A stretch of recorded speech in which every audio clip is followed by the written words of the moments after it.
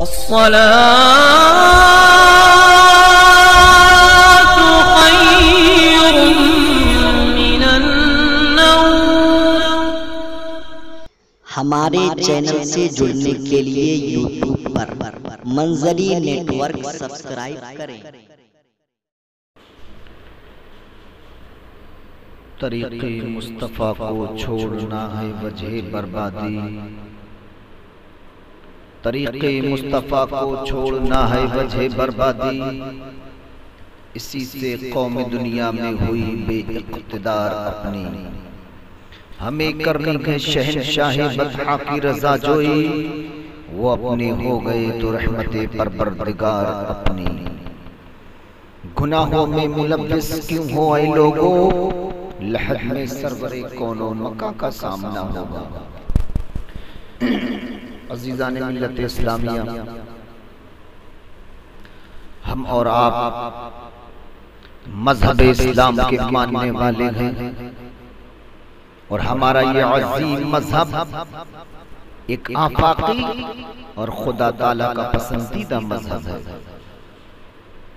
مذہب اسلام ایک ایسا مذہب ہے کہ جس میں دینی، دنیاوی، سماجی، معاشی، عائلی تمام مسائل کا حل موجود ہے، اور مذہب اسلام ایک ایسا مذہب ہے کہ جو ہماری زندگی کے ہر موڑ پر ہماری رہبری و رہنمائی کرتا ہے۔ کیوں نہ ہو؟ اس لیے کہ مذہب اسلام کا مقصد ہی ہے کہ انسانی معاشرے کی اصلاح اور بندے کو خدا تک پہنچانا، اور دینی دنیاوی کامیابی و کامرانی کے راستوں پر چلانا۔ مذہب اسلام کا مقصد ہے کہ انسانوں کو مفید تعلیمات اور ہدایت سے مزین کرنا۔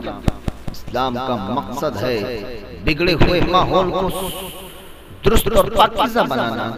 اسلام کا منشا ہے کہ انسانوں کے ہوا و ہوس کے گرد و غبار کو دور کرنا۔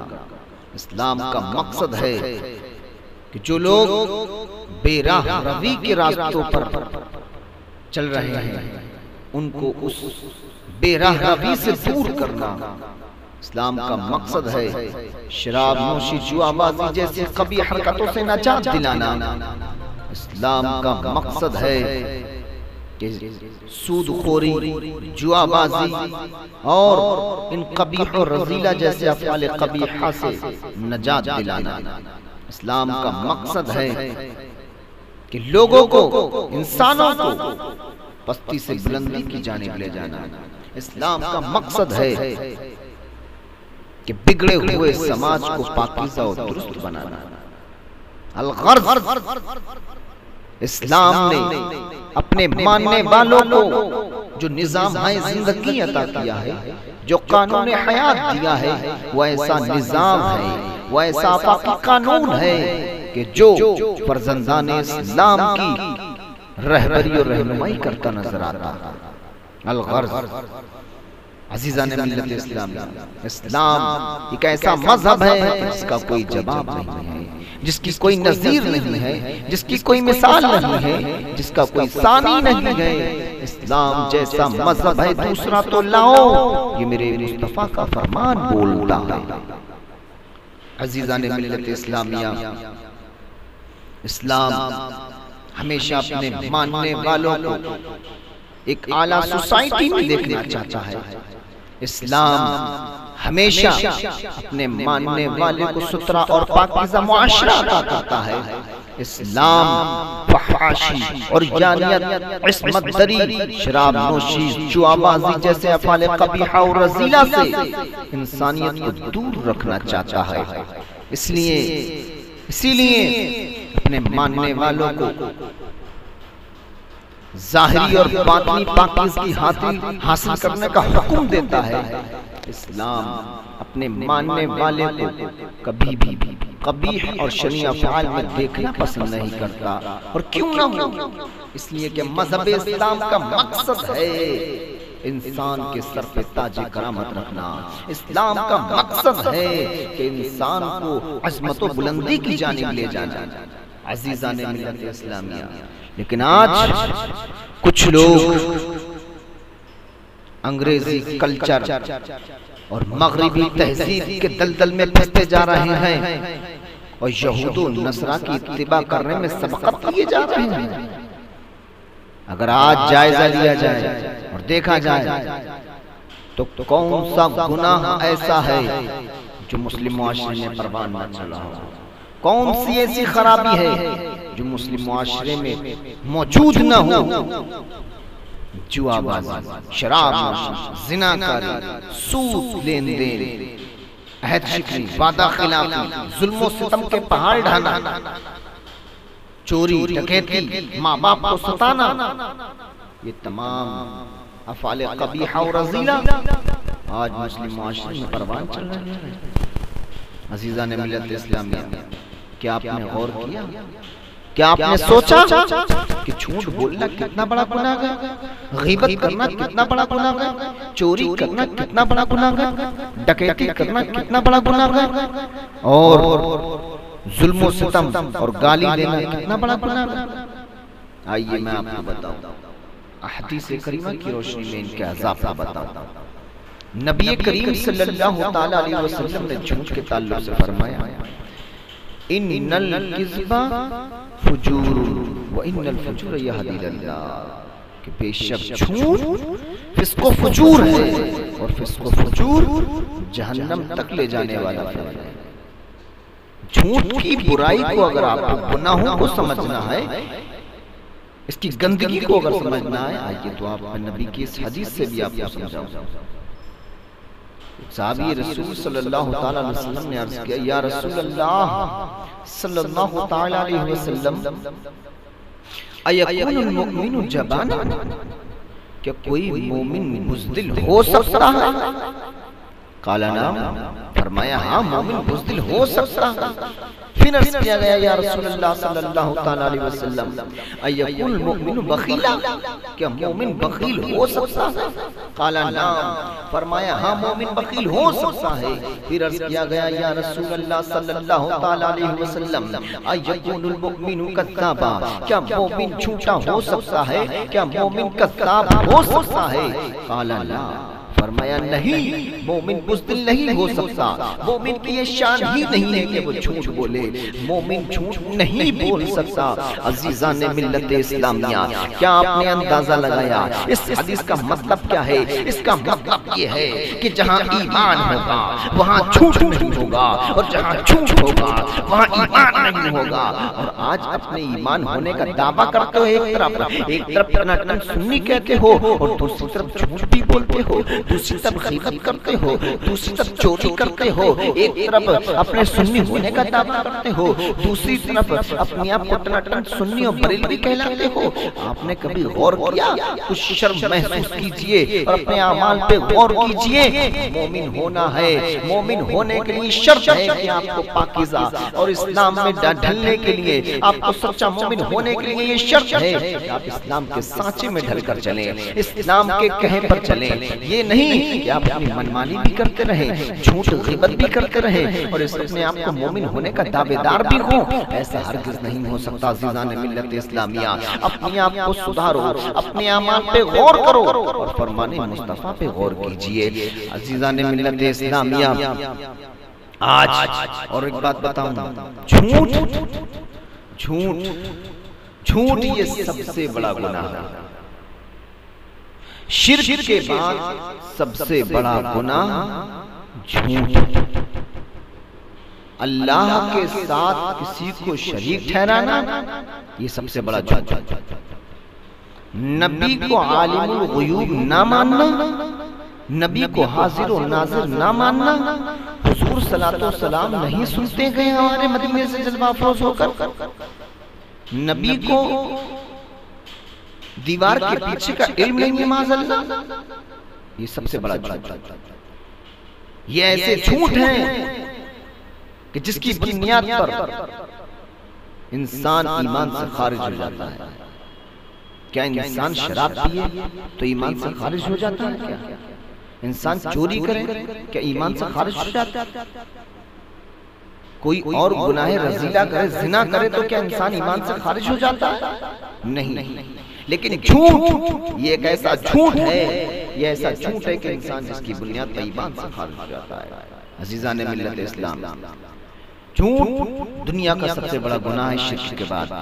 اس گندگی سے بچیے، اپنے ایمان کی حفاظت کیجیے۔ لیکن آج کچھ لوگوں نے اپنے کاروبار میں جھوٹ کو بنا رکھا اور کہتے ہیں کہ جھوٹ نہیں بولیں گے ہمارا کاروبار نہیں چلے گا۔ استغفر اللہ من کل ذنب واتوب الیہ۔ کیسی ذہنیت بنا رکھی ہے گندی، ماحول بنائیے یہ ایسے غلیظہ اور ذہن نشینی اور یہ سب باتوں سے اپنے آپ کو دور رکھیے، غلط باتوں سے۔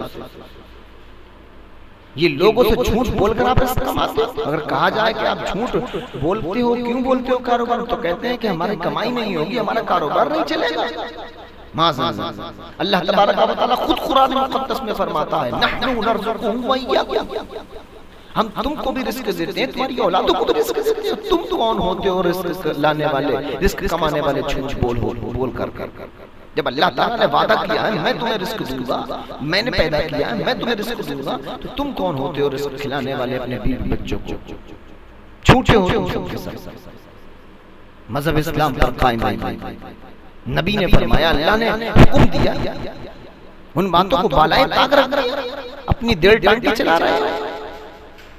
عزیزان ملت اسلام، اسی طرح نبی کریم صلی اللہ علیہ وسلم نے فرمایا الظلم ظلمات، کہ ظلم سب سے بڑا گناہ ہے، ظلم تاریکیاں ہی تاریکیاں ہیں، ظلم یہ قیامت میں انسان کی تاریکی کا سبب ہوگا۔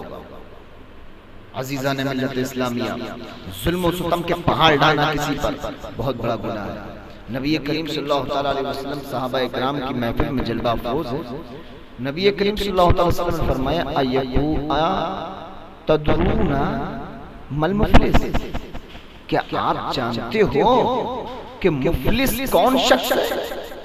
صحابہ اکرام رضوان اللہ تعالیٰ علیہ عریضہ پیش کیا، یا رسول اللہ ہم میں مفلس وہ شخص ہے جس کے پاس مال نہ ہو، دولت نہ ہو، ثروت نہ ہو، محلات نہ ہو۔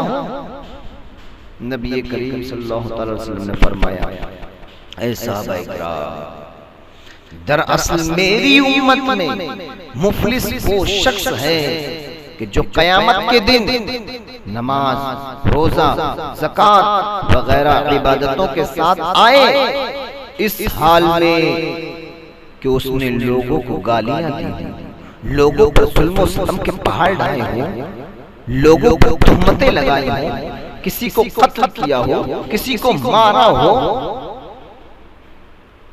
تو اس کے تمام نیکیوں کو اس کے ان مظلومین پر تقسیم کر دیا جائے گا۔ اس کے باوجود بھی اگر کچھ لوگوں کا حق اس کے اوپر رہے گا تو ان لوگوں کے گناہوں کو اس شخص کے اوپر لاد دیا جائے گا، یہاں تک کہ اس کو جہنم میں دھکیل دیا جائے گا۔ اللہ اکبر کبیرہ۔ یہ ہے میری امت میں مفلس، جو سب کچھ ہونے کے باوجود بھی برباد ہو جاتا ہے۔ تو عزیزان ملت اسلامیہ، کہاں گئی ان کی عبادت، کہاں گئی ریاضت، کہاں گئی زکوٰۃ، اور کہاں گئے حاجی صاحب کہ جو امام صاحب کو پریشان کرتے تھے، جو عالموں کی اپنے نظر میں قدر نہیں سمجھتے تھے، جو تھوڑے کم پڑھے لکھے آدمی کو اپنے سامنے بہت گھٹیا اور حقارت کی نظر سے دیکھا کرتے تھے، ان کی حاجیت گئی، بالائے طاق رکھ گئی۔ عزیزان ملت اسلامیہ، غور کیجئے، اپنے اعمال پہ غور کیجئے اور لوگوں پہ ظلم و ستم، گالی دینا ختم کیجئے۔ آج ہر مسلمان پہ ضروری ہے کہ وہ اپنے ضمیر کو جھنجھوڑے، اپنے آپ کو بیدار کرے اور سوچے کہ فرمان مصطفیٰ کیا ہے، ہمارے اعمال کیا ہیں۔ اگر آج مساجد کا جائزہ لیا جائے، تو تعداد اور کاؤنٹنگ کے اعتبار سے صرف 1% لوگ نمازی نظر آتے ہیں اور 99% لوگ بے نمازی ہی دکھائی دے رہے ہیں۔ گویا کہ مسلمان اپنی نمازیں چھوڑ کر کے اپنے خدا و رسول کو ناراض کر رہے ہیں، مسجد مرتیاں خواہ گئے کہ نمازی نہ رہے، یعنی صاحب اوصاف حجازی نہ رہے۔ مسجد تو بنا لی شبر میں ایمان کیا رکھ والوں نے، من اپنا پرانا پاپیتا برسوں میں نمازی بن نہ سکے۔ آج مسلمان کا حال یہ ہے کہ آسمان کی بلندی سے گر کے زمین کے نیچے گھستے چلے جا رہے ہیں اور اپنے عروج و ارتقاء کی منزلوں کو کھو کر نیچے آ گئے ہیں۔ عزیزان ملت اسلامیہ، آج مسلمان کا حال یہ ہے کہ اپنے تاج کرامت کو اتار کر، تاج کرامت یعنی تاج کرامت کو اتار کر کے گھنونی تہذیب کو اپناتے چلے جا رہے ہیں۔ اور آج حال یہ ہے کہ اگر کسی چور کو چور کہہ دیا جائے، زانی کو زانی کہہ دیا جائے، ڈکیت کو ڈکیت کہہ دیا جائے اور سود خور کو سود خور کہہ دیا جائے تو لڑنے جھگڑنے کے لیے تیار ہو جاتے ہیں، آستینیں چلا لیتے ہیں۔ ہونا تو یہ چاہیے تھا کہ اپنے عیوب پر نظر ڈالتے، اپنے اندر جو کمی تھی اس کو دور کرنے کی کوشش کرتے، لیکن حال یہ ہے کہ قلب میں سوز نہیں، روح میں احساس نہیں، کچھ بھی پیغام محمد کا تمہیں پاس نہیں۔ دلوں میں کھونا تجھے، شب تو تک سونا تجھے، شرم نبی خوف خدا یہ بھی نہیں۔